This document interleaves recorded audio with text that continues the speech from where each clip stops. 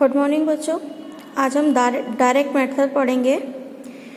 इससे पहले हमने ग्रामर ट्रांसलेशन मेथड पढ़ा था और नेक्स्ट टॉपिक है इसका डायरेक्ट मेथड।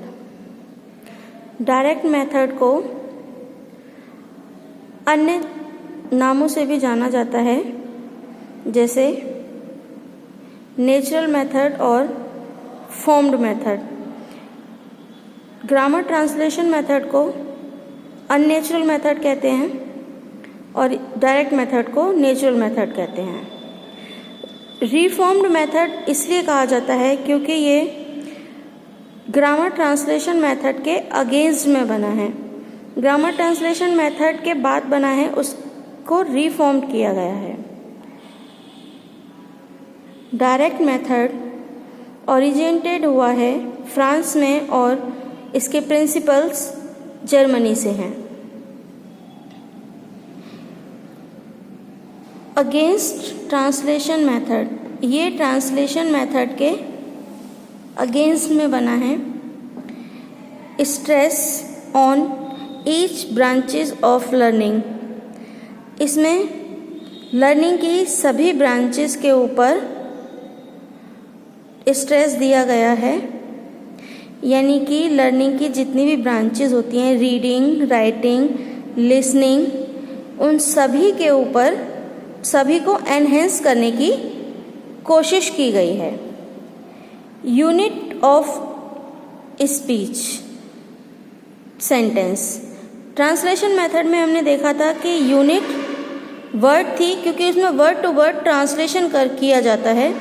इसमें यूनिट है सेंटेंस। मेथड डिडक्टिव मेथड, जिसको आगमन विधि कहते हैं, इसमें बहुत ज़्यादा रूल्स को बच्चों के ऊपर ओवरलोडेड नहीं किया जाता है। इसमें पहले टीचर के द्वारा 3-4 एग्जाम्पल्स दिए जाते हैं, स्टूडेंट उनके बीच में संबंध ढूंढता है। बाद में टीचर कंक्लूजन निकालने के बाद उसमें कौन सा रूल लगेगा और फिर उस रूल को एक्सप्लेन करता है। इसको हम आगमन विधि कहते हैं। आगमन विधि में पहले एग्जाम्पल्स बताए जाते हैं, उसके बाद रूल्स बताए जाते हैं। नेक्स्ट है मेन फोकस। इस मेथड में मेन फोकस स्पीकिंग और लिसनिंग पे किया जाता है।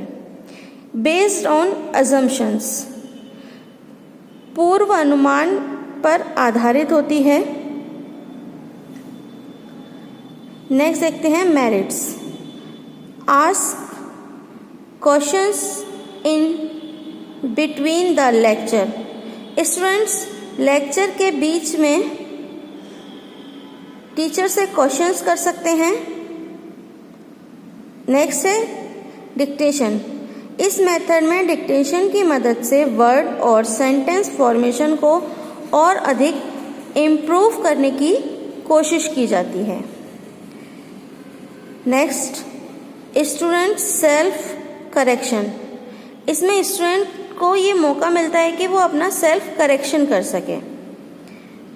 फुल ऑफ एक्टिविटीज़, इस मेथड में कई सारी एक्टिविटीज़ कराई जाती हैं कंटेंट को क्लियर करने के लिए। नेक्स्ट है grammar taught use not by rules, इसमें ग्रामर्स के रूल्स को ज़्यादा फोकस नहीं किया जाता, डायरेक्टली इंग्लिश को लैंग्वेज को सिखाने की कोशिश की जाती है। नेक्स्ट हम डीमेरिट्स देखेंगे। नो ट्रांसलेशन, हर एक वर्ड की ट्रांसलेशन नहीं की जाती है। डायरेक्टली लैंग्वेज को इंग्लिश टू इंग्लिश में एक्सप्लेन किया जाता है। अगर हम हिंदी पढ़ा रहे हैं तो हिंदी को हिंदी में एक्सप्लेन करेंगे, पंजाबी पढ़ा रहे हैं तो पंजाबी को पंजाबी में एक्सप्लेन करेंगे, इंग्लिश पढ़ा रहे हैं तो इंग्लिश को इंग्लिश में एक्सप्लेन करेंगे। नेक्स्ट है टाइम टेकिंग, इसमें टाइम अधिक लगता है। Over crowded class not suitable, over crowded class में ये मेथड सूटेबल नहीं होता। अगर क्लास में 30 स्टूडेंट्स हैं तो उसके लिए ये सूटेबल है। अगर 40 या 50 स्टूडेंट्स हैं तो वो एक ओवर क्राउडेड क्लास होगी, जिसके लिए डायरेक्ट मेथड सूटेबल नहीं होगा। नेक्स्ट है ईच स्टूडेंट नॉट सेटिस्फाई। हर एक स्टूडेंट को सेटिस्फाई नहीं किया जा सकता डायरेक्ट मेथड से, क्योंकि हर बच्चे की मेंटल एबिलिटी अलग अलग होती है। उनको सिखाने के लिए एक ही मेथड को यूज़ नहीं किया जा सकता। जब क्लास में बहुत सारे बच्चे होते हैं तब सभी को एक साथ में सेटिस्फाइड नहीं किया जा सकता। नेक्स्ट है requirement of skilled teacher. English to English explain करने के लिए एक स्किल्ड टीचर की आवश्यकता होगी, क्योंकि टीचर को अपने आप में सब कंटेंट और मेथड क्लियर होनी चाहिए, तभी वो बच्चे को क्लियर कर सकते हैं। नेक्स्ट है एक्सपेंसिव। ये मेथड थोड़ा एक्सपेंसिव है, क्योंकि बहुत बड़ी क्राउडेड क्लास में यूज़ नहीं हो सकता। इसके लिए स्किल्ड टीचर की ज़रूरत होती है, तो ये मेथड एक्सपेंसिव है। तो आज का हमारा वीडियो यहीं तक था। Thank you.